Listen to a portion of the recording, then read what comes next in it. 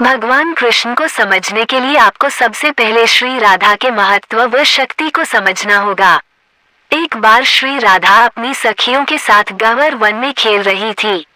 उनके शक्ति रूप का दर्शन करने तथा उनसे प्रसाद ग्रहण करने के विषय में उसी वन में ऋषि दुर्वासा अपने शिष्यों के साथ पहुंच गए। उन्हें ऋषि दुर्वासा टकटकी लगाकर लगातार उनके दिव्य रूप के दर्शन करते रहे, जिसके फलस्वरूप श्री राधा डर गई और अपनी सखियों के साथ घर भागकर अपनी माता श्री की गोद में जाकर सिर छुपाकर रोने लगी। जब माता ने रोने का कारण पूछा तो सखियों ने बताया कि एक साधु जो दाढ़ी मूंछों में है वो इन्हें लगातार देख रहा था, जिसके कारण ये डर गई।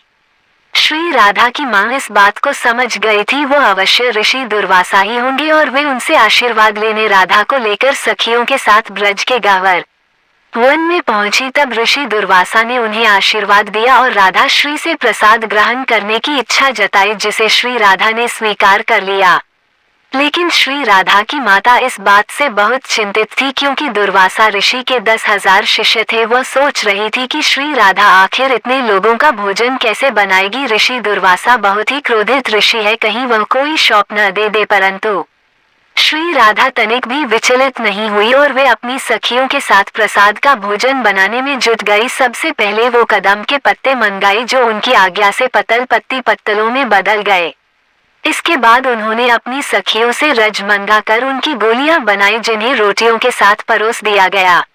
दुर्वासा ऋषि तथा उनके शिष्यों को लगा कि श्री राधा ने उनका मजाक उड़ाया है, भला ये छोटी रज की गोलियां क्या करेगी तथा इससे उनका पेट कैसे भरेगा। लेकिन जैसे श्री राधा के आग्रह पर उन्होंने उन गोलियों को खाया, उनके शिष्यों को तथा ऋषि दुर्वासा को बहुत सारे व्यंजनों का स्वाद मिलने लगा तथा सबने रोटियों के साथ रज की गोलियों को खाया और तृप्त होकर राधा श्री को यह आशीर्वाद दिया कि जो भी आपके हाथ से बना खाना खाएगा वह हमेशा के लिए चिरंजीवी हो जाएगा। दुर्वासा ऋषि के इस आशीर्वाद से समस्त ब्रज में खुशी की लहर दौड़ गई। ये समाचार जब श्री कृष्ण की माता यशोदा को मिला तो उन्होंने भी राधा श्री को बुलाया और उनके हाथों से बना हुआ खाना श्री कृष्ण को खिलाने की इच्छा जताई। अपनी माता की सहमति से श्री राधा ने भोजन बनाया तथा श्री कृष्ण को अपने हाथों से खिलाया। इसके बाद श्री कृष्ण चिरंजीवी बने। अतः भगवान कृष्ण से पहले तो राधा का महात्म्य है, अतः जिसने श्री राधा को समझ लिया उसे भगवान कृष्ण को समझने में अधिक देर नहीं लगती। इसीलिए कहा जाता है जय श्री राधे राधे।